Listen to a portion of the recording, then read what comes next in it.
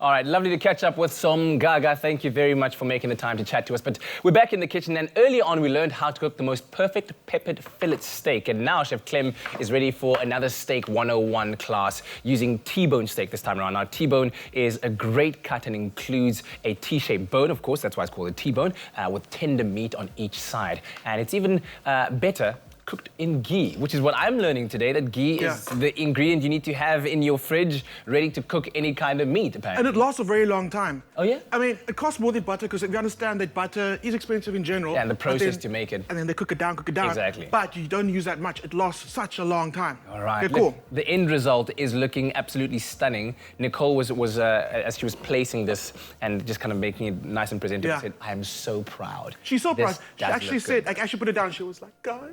And it's a ceremonial thing, I believe. Like meat Norman. Yeah. Oh, okay. All right. So, do you like T-bones?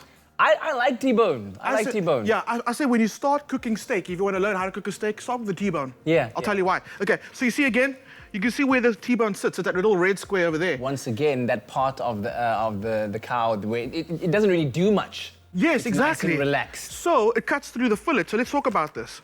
It cuts through the fillet, right? Okay, yeah. So that T-bone, there it is.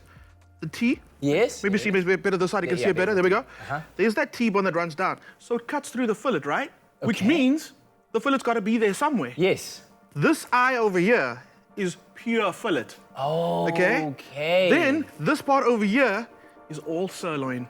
Oh, my goodness. So if you're trying to learn how to cook steak, I say start with the T-bone, because you'll understand what meat tastes like, the difference between a sirloin and a fillet. You'll understand a bit of lean meat, a bit of fat meat.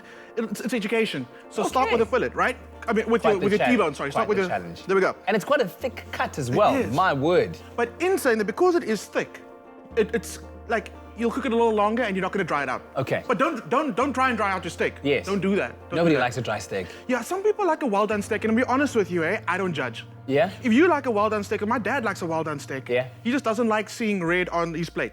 Okay, yeah, fair enough. So as long, however you like your steak, medium rare. Have it that way, medium rare. Yeah. Okay.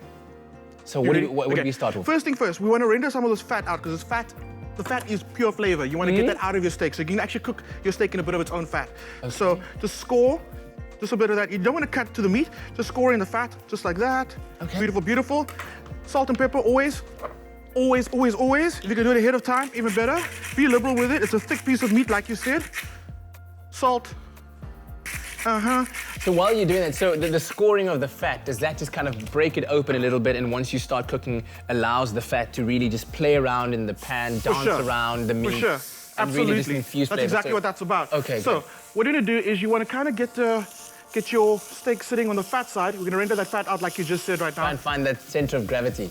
There we go. Because if you're doing like 5 of them, well, you need a massive pan first of all if you do like 5. Yeah, exactly. I like cooking my steak in a small pan. Yeah. I like controlling the space that I'm cooking the steak in. Okay. Especially if I'm going to be adding like a lot of flavor, like the ghee, like the garlic. Okay. Okay. Hey.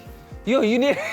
Okay. That was a lot. That's what I was saying. So if you have a smaller pan, you need less ghee. Yes. Because I want to kind of bathe the steak in the ghee. Because I've got a bigger pan right now and I have to add more, okay? So smaller pan, less ghee.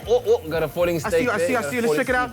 Look at that. Oh, that looks so good, man. Because we scored it, like the fat's come out, it is sort of browning. Oh, it's crisping already there. I'm gonna pretend like this is golden brown. Yeah. Drop my steak down. Make sure that you get a nice bit of that ghee on your pan. Okay, here's another rule people don't understand. When you put your steak down, normally we leave it. Yes. But what you should actually do is make sure that all your steak has contact with that ghee. So you just do it 1 clockwise turn, and you leave it. Okay. Yeah? So that makes sure that the entire steak has contact with the pan and has heat. For sure. It cooks evenly. If you're going to be putting it down for like 30 seconds to a minute, then at least the entire surface is cooked for that That's exactly what it is. Okay. Make sure you don't switch your pan off like I did earlier. Pepper going on there. And now we're going to talk about the bathing technique, right? Okay. So what you do is you take a little more ghee. Again, like I said, yes, it looks like I'm using a lot. It looks like I'm using a lot because I'm using a big pan. Okay. That's purely it. Okay, good. Cool. Now what you want to do is you want to hit it with a little bit of rosemary. Things are going to start popping, which is fine. So you're going to get the rosemary right there in the ghee? Yeah, in the ghee. Garlic, you can smash it. Smashing garlic is kind of good because it helps releasing the flavors a little bit. Just perfect. You don't want to chop it. You don't want to burn your garlic. If you chop your garlic, Remember you said garlic's a lot of sugar in there. If you're chopping it, you're making it fine, it's gonna burn. But you Yeah, keep it smaller surface area for it to burn. exactly. Keeping it chunky is gonna stop it from burning. But like I said in life, always just keep it chunky. Keep it chunky. Keep it chunky. Okay, That cool. looks good. So now let's pretend the steak has had about 1.5 minutes on the one side, right? Okay, so that's what you want, a minute and a half. You're only gonna start bathing your steak once you turned it over, and now you're gonna start bathing. So, what are you gonna do? Bathing technique now. Bathing technique. Tilt your pan. Oh, I've seen this happen You've before. seen it? Okay, yes. You've seen it? Okay, so you're gonna tilt your pan slightly to get a little pool of ghee at the bottom. Remember that ghee's now been flavored with your garlic and your rosemary. Yes, and and the salt and the that pepper. pepper. Yes? Yeah, all of it. Okay, Now. so now we start. Okay, cool. Pick up your little bit of ghee and you just kind of bathe your steak. Look at that. Oh, so it's actually. Oh, are you Can you seeing see the this? sizzle? So it's so hot that when you bathe it, it actually cooks it even more.